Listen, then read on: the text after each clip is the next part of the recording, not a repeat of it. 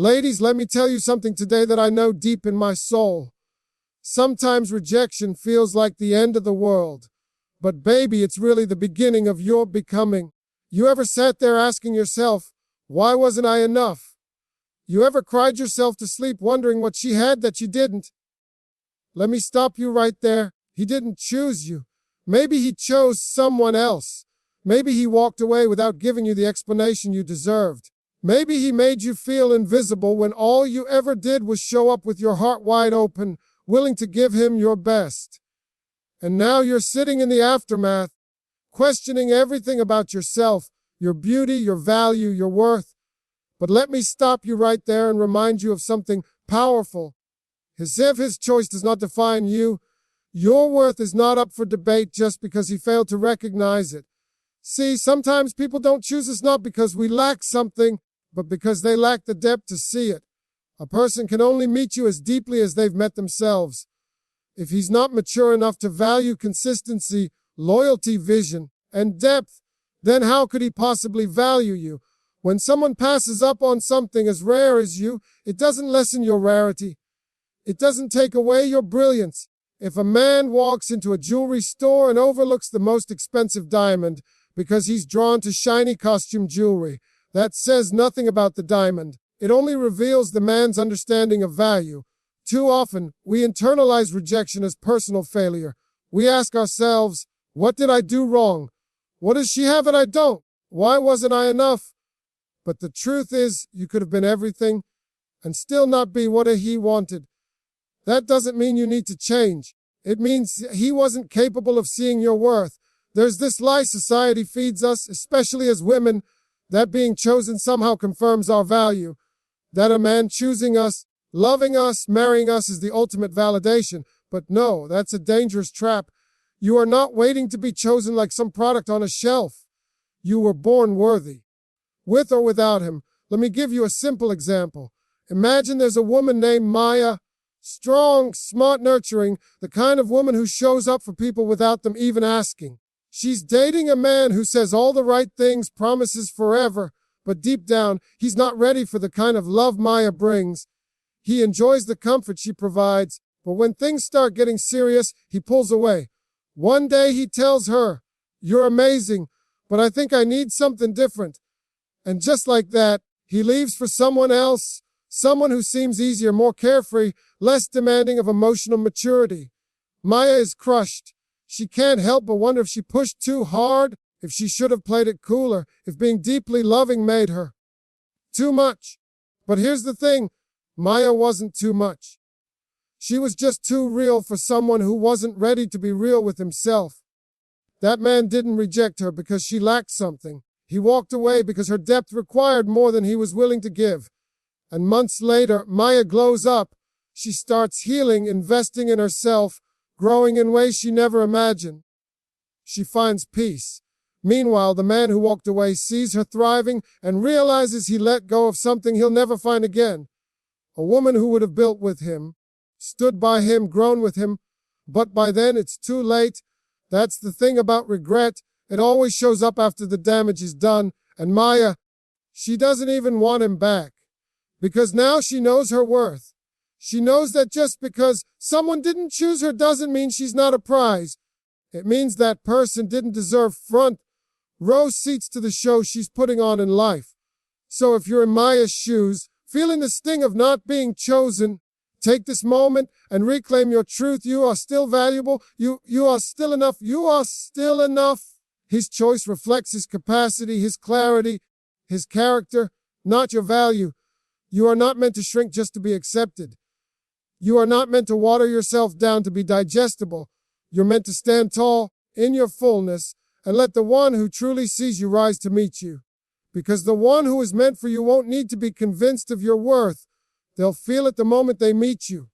So hold your head high, fix your crown, and don't ever let one man's inability to see your light make you doubt whether you shine.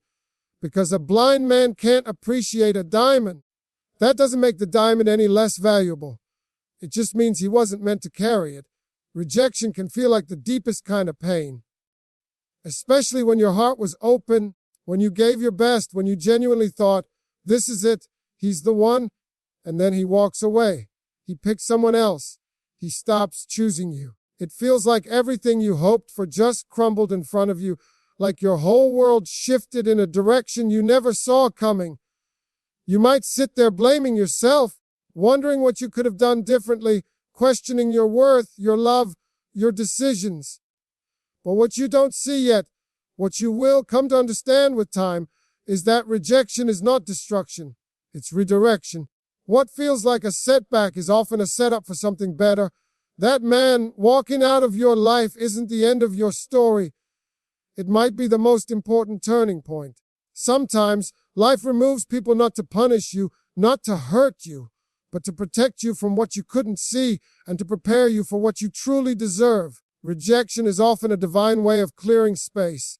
It's as if God is saying, I know you love him, but I have someone better in store, someone who will meet you where you are, not where he left you. The problem is, we often try to hold on to what's already trying to leave. We grip relationships out of fear, out of comfort, out of the belief that this is the best we'll get. But when something or someone exits your life, especially when you gave your all and loved with pure intention, you need to trust that it's not always about losing. Sometimes it's about releasing. You aren't being abandoned. You're being realigned. Let me give you a simple but powerful example. There was a woman named Kira, soft-hearted but strong-minded. She had been in a long-term relationship with a man who said all the right things but never quite showed up in the way she needed. She poured into him. She believed in him. She was loyal even through his indecisiveness. He'd constantly say, I'm just not ready.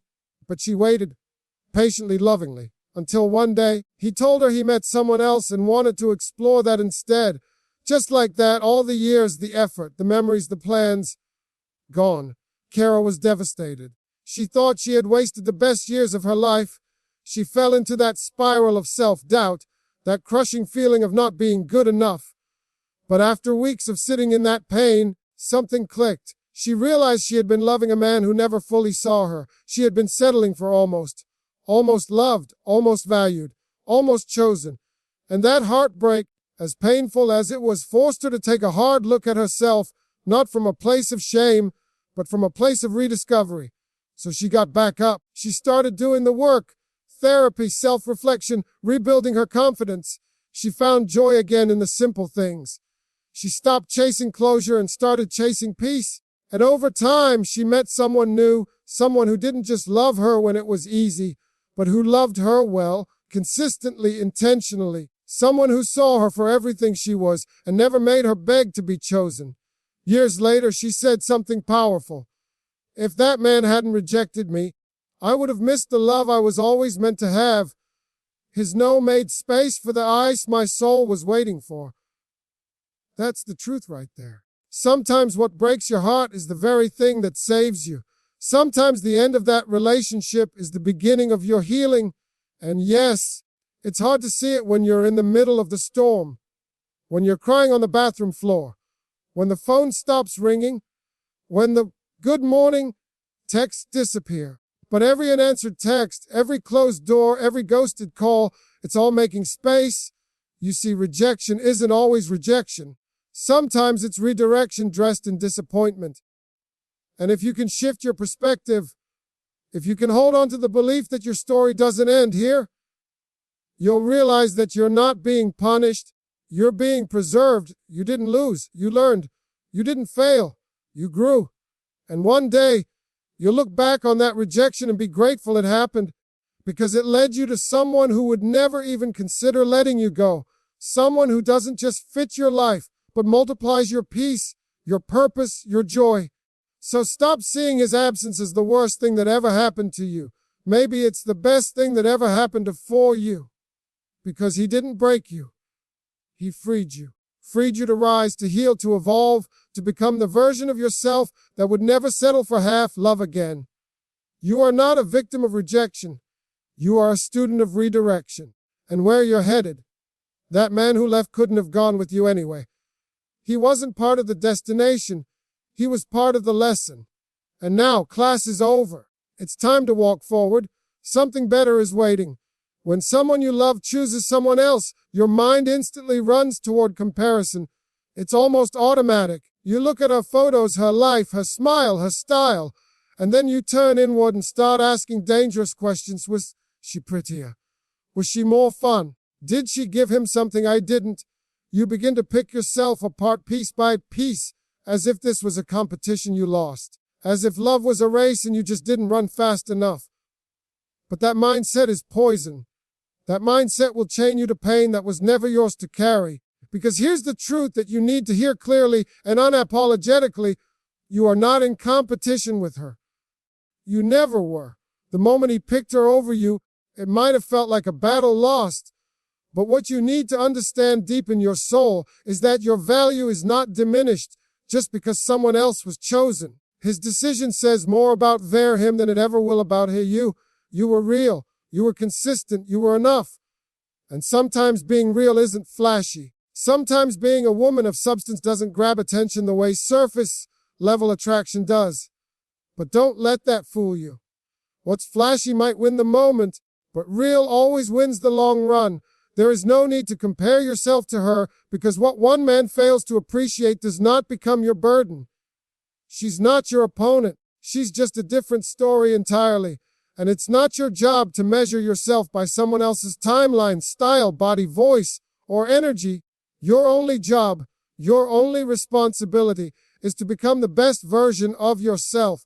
Do you know how much energy is wasted when you compare yourself to someone else? When you stalk her Instagram, when you obsess over a smile in his photos, that kind of comparison will starve your spirit, because you're trying to write your story based on someone else's plot twist. And that's not how healing works. You can't grow when you're busy competing with someone who's not even on your path. There's no need to match your sparkle because you shine in your own way. Let her be her. You stay grounded in who you are. Let me tell you a simple but powerful example. There was a woman named Layla who had been in a long-distance relationship with a man she truly loved. She supported his dreams, encouraged him through tough times, and stayed loyal through the distance and silence. But one day, out of the blue, he ended things and told her he had reconnected with someone from his past. Layla was heartbroken. She did what most of us do. She looked her up. She scrolled through the girl's feed, comparing every photo, every caption, every smile. She started shrinking herself, believing that maybe she wasn't fun enough or sexy enough or adventurous enough. Her confidence shattered. But then one night, after days of crying and self-doubt, she looked in the mirror and didn't even recognize herself. Not because of how she looked, but because of how far she had drifted from who she was. That moment became her turning point.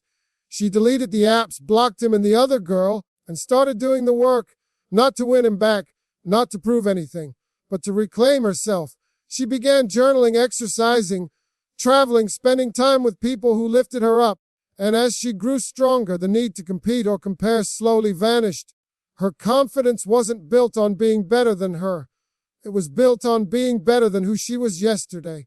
Months later, that man tried to come back. The novelty of the new girl had worn off, and he realized what he let go of. But Layla wasn't interested anymore. Not because she was bitter, but because she had leveled up. She had outgrown needing validation from someone who couldn't see her worth the first time. And that's how it often plays out. What seems shiny and exciting in the beginning often fades. That woman he picked may have seemed like a dream, but a dream without substance becomes a nightmare real quick. Meanwhile, the one who loved him deeply, who brought peace and purpose, is the one he'll remember when things start to crack. Because easy fades, real stays. So don't waste one more moment looking over your shoulder, comparing yourself to someone else. You're not behind. You're not lacking. You are becoming, and your journey is yours alone. You were not created to blend in. You were created to stand out, to rise up, to be chosen, not because you bent yourself to fit someone else's comfort, but because you stood tall in your truth and refused to shrink. Let him go if he couldn't see it. Let her have the spotlight for now, because the glitter will wear off.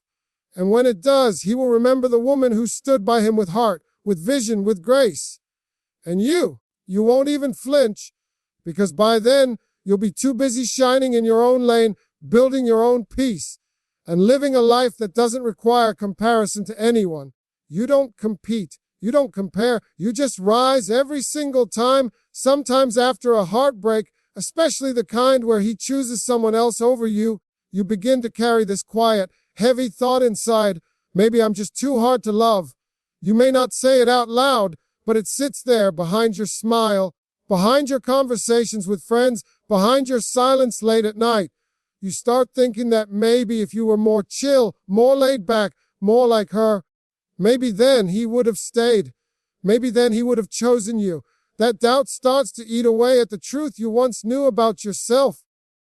But here's what you need to hear and believe again. You are not hard to love. You just required more than he was capable of giving. There's a big difference between being too much and simply being too real for someone who hasn't grown into who he needs to be. Your standards weren't the problem. Your emotional depth wasn't the issue. Your love wasn't too loud or too heavy. What you asked for, communication, commitment, consistency, that's not extra. That's the foundation. And when a man is not ready to meet you there, he'll try to make you feel like your needs are unreasonable, when really they were just unfamiliar to someone who never learned how to love on that level. A woman who brings depth, purpose, and vision into a relationship will always challenge a man to rise, and not every man is ready for that kind of elevation. Not every man is prepared to build with a woman who doesn't just want love, but legacy. Some men prefer easy, surface, temporary, not because it's better, but because it demands less of them. And let's be real, a lot of men are more comfortable in the shallow end. But you were never meant for shallow. You were never made to play small so someone else could feel big. You were never made to lower your expectations just so someone could temporarily meet them. The kind of love you carry is rare, but rare doesn't mean impossible. It just means it requires someone who is ready, someone who sees the value in building something that doesn't break when life gets hard. Someone who wants to go deep with you. Emotionally, spiritually, mentally, not just touch the surface and call it love. Let me give you an example. There was a woman named Sana. She had been in a relationship for 2 years with a man who, on the surface, seemed promising. He was kind, ambitious, and fun, but emotionally, he was inconsistent. Sana was the kind of woman who wanted real partnership. She wanted conversations that mattered, mutual effort, a shared vision for the future. But every time she brought up what she needed emotionally, he pulled away. He'd say things like, "You're overthinking it," or "Why can't you just relax and go with the flow?" It wasn't that she was demanding. She just wanted a relationship that had depth. But instead of meeting her in that depth, he made her feel like she was asking for too much. Eventually, he ended things. He told her she was too intense and that he needed something lighter. A few months later, she saw that he had moved on to someone who seemed easier, less emotionally driven, less demanding, and at first that crushed her. She thought, maybe I really am too much. Maybe I need to tone it down. But then, as time passed and the dust settled, she realized something crucial. She didn't want to tone herself down. She wanted someone who could turn toward her, someone who could step into her world and love her well, not too lightly. Sana began to pour into herself again, not to become less, but to become even more grounded in who she was. And eventually she did meet someone, a man who didn't flinch at her intensity, a man who leaned into her depth. He listened, he learned, he grew with her. And the love they built didn't feel like pressure. It felt like peace. Looking back, Sanada didn't regret that first relationship ending. She was thankful for it, because it taught her that the wrong man will always make the right woman feel wrong, but only if she forgets who she is. She didn't need to be less. She just needed someone more. That's the message. You're not hard to love. You just require honesty, consistency, respect, vision. And those aren't flaws, those are filters. The man who sees you, really sees you, will never ask you to dim your light just so he can shine. He'll be inspired by it. He'll rise to meet it. So the next time someone makes you feel like your standards are too high or your heart is too full, remind yourself, your soul is not made for small spaces. You don't settle. You don't chase. You get chosen by someone who recognizes the rare when he sees it. And if he didn't choose you, if he couldn't meet you there, then thank him for the lesson. Not every man is meant to stay. Some are just reminders that the next time you'll require and accept nothingly. There's a moment that always comes, maybe not immediately, but eventually, when the person who let you go realizes what they lost. They see you walking in your peace. They see you smiling in ways they never could make you. They hear about your accomplishments, feel the shift in your energy, see you glowing in the very light they tried to dim.